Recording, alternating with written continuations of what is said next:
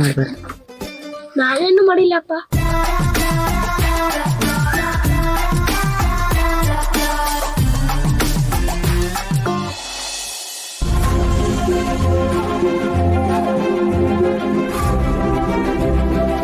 ಅಣ್ಣ ಅಣ್ಣ ಒಂದ್ ನಿಮಿಷ ನಿಲ್ಸಿ.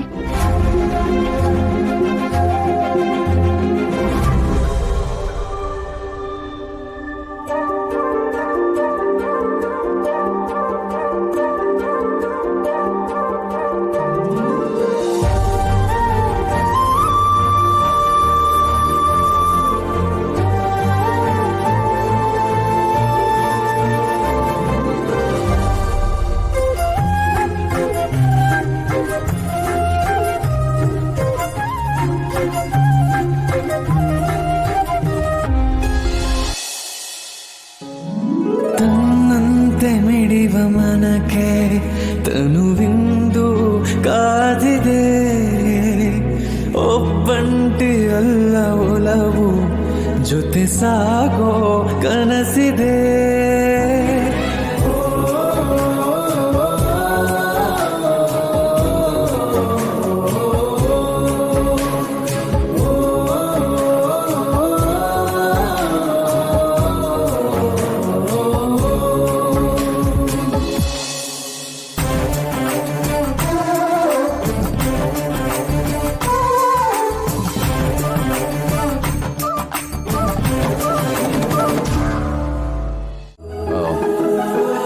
ನಿಮ್ಮ ಹತ್ರ ಸ್ವಲ್ಪ ಮಾತಾಡಬೇಕಾಗಿತ್ತು ಸರ್.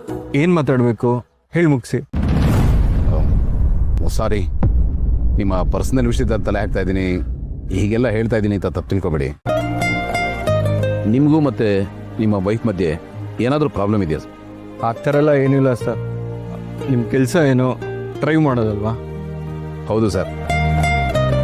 ಸರ್, ನನ್ನನ್ನು ನಿಮ್ಮ ಹಿತೈಷಿ ಅನ್ಕೊಡಿ, ದಯವಿಟ್ಟು ಕೋಪ ಮಾಡ್ಕೋಬೇಡಿ, ತಪ್ಪಾಗಿ ಅರ್ಥ ಮಾಡ್ಕೋಬೇಡಿ.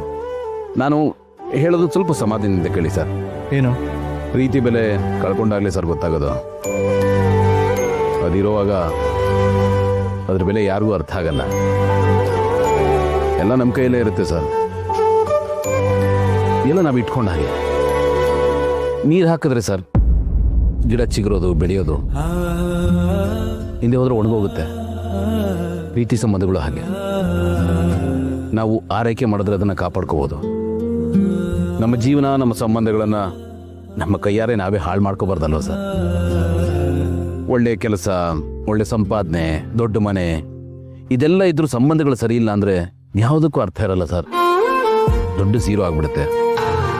ಅದಕ್ಕೆ ಹೇಳ್ತಾ ಇದ್ದೀನಿ, ಒಂದ್ಸತಿ ನಿಮ್ಮ ಲೈಫ್ನ ರಿವಿಸಿಟ್ ಮಾಡಿ ಸರ್. ನಿಮ್ಮ ವೈಫ್ ಬಗ್ಗೆ ಒಂದ್ಸತಿ ರೀಥಿಂಕ್ ಮಾಡಿ, ಒಂದ್ಸತಿ ತಿರುಗಿ ನೋಡಿ, ನೀವು ಮಾಡಿದ್ದೆಲ್ಲ ಸರಿ ಇದೆಯಾ ಅಂತ. ಏನೇ ಇದ್ರೂ ನನ್ನ ಹತ್ರ ಹೇಳ್ಕೊಬೋದು ಸರ್. ನಾನು ಹೇಳಿದ್ನಲ್ಲ, ನಾನು ನಿಮ್ಮ ಹಿತೈಷಿ ಥರ. ಹೇಳಿ ಸರ್, ಏನಾಗಿದೆ? ಪರವಾಗಿಲ್ಲ, ಹೇಳಿ ಸರ್. ಹಾಗೆಲ್ಲ ಏನಿಲ್ಲ, ನಾವು ಚೆನ್ನಾಗೇ ಇದ್ವಿ ಎಲ್ಲರೂ ಥರ. ಆದರೆ ಹೋಗ್ತಾ ಹೋಗ್ತಾ ನಮ್ಮ ವೈಫ್ ಅವ್ರ ಅಮ್ಮ ನಮ್ಮ ಸಂಸಾರದಲ್ಲಿ ಇನ್ವಾಲ್ವ್ ಆಗಿ ಶುರು ಆದರೂ ಅಲ್ಲಿಂದನೇ ಪ್ರಾಬ್ಲಮ್ ಶುರು ಆಗಿತ್ತು. ಅವರಮ್ಮ ನಮ್ಮಿಬ್ಬರು ಮಧ್ಯೆ ತಂದಿಡಕ್ಕೆ ನೋಡ್ತಾ ಇದ್ರು. ಇವಳು ರಿಮೋಟ್ ಎಲ್ಲ ಅವ್ರ ಅಮ್ಮನ ಕೈಲೇ ಇದೆ ಸರ್. ಅವ್ರು ಹೇಳ್ದಂಗೆ ಇವಳು ಕುಣಿತಾಳೆ. ಇವಳು ತಲೆಯಲ್ಲಿ ವರ್ಕ್ ಆಗೋದು ಇವಳು ಬ್ರೈನ್ ಅಲ್ಲ, ಅವ್ರ ಅಮ್ಮನ ಬ್ರೈನು. ಅವರಮ್ಮ ಫೋನಲ್ಲಿ ಹೇಳಿದ್ದನ್ನು ಕೇಳ್ಕೊಂಡು ಮನೇಲಿ ಸಂಸಾರ ಮಾಡ್ತಾಳೆ. ಸ್ವಂತ ಬುದ್ಧಿ ಅನ್ನೋದೇ ಇಲ್ಲ. ನಾನು ಹೇಳೋ ಅಷ್ಟು ಹೇಳಿ ಹೇಳಿ ಸಾಕಾಗೋಯ್ತು. ಅದಕ್ಕೆ ಇಗ್ನೋರ್ ಮಾಡೋಕ್ಕೆ ಶುರು ಮಾಡಿದೆ. ನೀವು ಇಗ್ನೋರ್ ಮಾಡೋದ್ರಿಂದ ಅವರು ಇಗ್ನೋರ್ ಮಾಡೋದು, ಅಲ್ಲಿಗೆ ನಿಮ್ಮ ಸಂಬಂಧ ಸತ್ತೋಯ್ತು. ನೀವೇನು ಕೆಲಸ ಮಾಡೋದು ಸರ್? ಅಮ್ಮ ಸಾಫ್ಟ್ವೇರ್ ಇಂಜಿನಿಯರ್. ತಿಂಗಳಿಗೆ 3 ಲಕ್ಷ ಸಂಬಳ ಸಿಗುತ್ತೆ. ಕಾರು, ಬಂಗ್ಲೆ, ಸೈಟು ಎಲ್ಲ ಇದೆ. ಜೀವನದಲ್ಲಿ ಏನು ಸಮಸ್ಯೆನೇ ಇಲ್ಲ ಇವಳೊಬ್ಳನ್ನ ಬಿಟ್ಟು. ನನಗಂತೂ ಇವಳೇ ದೊಡ್ಡ ಸಮಸ್ಯೆ ಆಗಿಬಿಟ್ಟಿದ್ದಾಳೆ. ಕಾಫಿ ಕುಡಿಯೋಣ ಸರ್? ಹೀಗೆ ಹೇಳಿ ಸರ್, ನಾನೇನು ಮಾಡಿ ಸಾಯ್ಲಿ? ನನಗಂತೂ ಹೇಳಿ ಹೇಳಿ ಸಾಕಾಗೋಗಿದೆ. ಅವಳಂತೂ ಅವ್ರ ಅಮ್ಮನ ಮಾತು ಬಿಟ್ರೆ ಯಾರ ಮಾತು ಕೇಳಲ್ಲ. ಸರ್, ತಪ್ಪು ತಿಳ್ಕೊಬೇಡಿ. ನನ್ನ ಅನುಭವದ ಪ್ರಕಾರ ಹೇಳಬೇಕು ಅಂತ ಹೇಳಿದ್ರೆ, ಇದರಲ್ಲಿ ಅವ್ರ ತಾಯಿ ತಪ್ಪು ಎಷ್ಟಿದೆಯೋ ನಿಮ್ಮ ತಪ್ಪು ಅಷ್ಟೇ ಇದೆ. ನೀವು ಅವ್ರನ್ನ ಚೆನ್ನಾಗಿ ನೋಡ್ಕೊಂಡಿದ್ದಿದ್ರೆ ಹೀಗೆಲ್ಲ ಆಗ್ತಾ ಇರಲಿಲ್ಲ. ಇನ್ನೇನು ನೋಡ್ಕೋಬೇಕು ಸರ್? ದುಡ್ಡು, ಕಾರು, ಬಂಗ್ಲೆ ಎಲ್ಲ ಇದೆ. ಔಟಿಂಗು ಶಾಪಿಂಗು ಮಣ್ಣು ಮಸಿ ಅಂತ ಕೇಳಿದಾಗೆಲ್ಲ ದುಡ್ಡು ಕೊಡ್ತಾನೆ ಇರ್ತೀನಿ. ಇನ್ನೇನು ಮಾಡ್ಬೇಕು sir? I can understand sir. ಎಲ್ಲಾನು ಕೊಟ್ಟಿದ್ದೀರಾ, ಟೈಮ್ ಕೊಟ್ಟಿದ್ದೀರಾ. ನೋಡಿ ಸರ್, ಸಂಬಂಧಗಳಲ್ಲಿ ಟೈಮ್ ಕೊಡಬೇಕು ಸರ್. ಮೋಸ್ಟ್ ವ್ಯಾಲ್ಯೂಬಲ್ ಥಿಂಗ್ ಅದು. ಉಳಿದಿದ್ದೆಲ್ಲಾನು ಬೋನಸ್ ಇದ್ದಾಗೆ ಸರ್. ಊಟಕ್ಕೆ ಉಪ್ಪಿನಕಾಯಿ ಥರ. ಮೇಯ್ನ್ ಕೋರ್ಸ್ ಅಂದರೆ ಪ್ರೀತಿನೇ ಸರ್. ಸಂಸಾರ ಅಂದರೆ ಒಬ್ಬರನ್ನೊಬ್ರು ಅರ್ಥ ಮಾಡ್ಕೊಂಡು ಹೋಗೋದು, ಒಬ್ಬರ ಮೇಲೊಬ್ಬರು ಅಧಿಕಾರ ಚಲಾಯಿಸೋದಲ್ಲ. ಸಂಸಾರ ಅಂದರೆ ಹೊಂದ್ಕೊಂಡು ಹೋಗೋದು ಸರ್, ಹೋರಾಟ ಅಲ್ಲ, ಹೊಡೆದಾಡ್ಕೊಳ್ಳೋದಲ್ಲ. ಇಲ್ಲಿ ನಾವು ಸೋತು ಗೆಲ್ಲಬೇಕು ಸರ್. ಕೆಲವೊಂದಷ್ಟನ್ನ ಬಿಟ್ಟು ಇನ್ನೊಂದಷ್ಟನ್ನ ಪಡ್ಕೋಬೇಕು. ನಮ್ಮ ಈಗೋ, ಹಠ, ಪ್ರತಿಷ್ಠೆ ಇವೆಲ್ಲ ಬಿಟ್ಬಿಡ್ಬೇಕು ಸರ್. ನಂಬಿಕೆ, ಪ್ರೀತಿ, ವಿಶ್ವಾಸ ಇದನ್ನು ಗಳಿಸ್ಬೇಕು ಸರ್.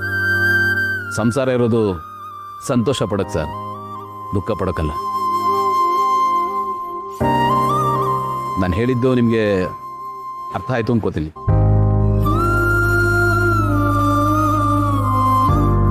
ನೀವು ಹೇಳಿದ್ಮೇಲೆ ನಾನು ತಪ್ಪು ಮಾಡಿದೆ ಅಂತ ಅನ್ನಿಸ್ತಾ ಇದೆ sir. If you don't mind ನನ್ನ ಹೆಂಡತಿ ಮನೆ ಹತ್ರ ಬಿಡ್ತೀರಾ? ಖಂಡಿತ ಸರ್.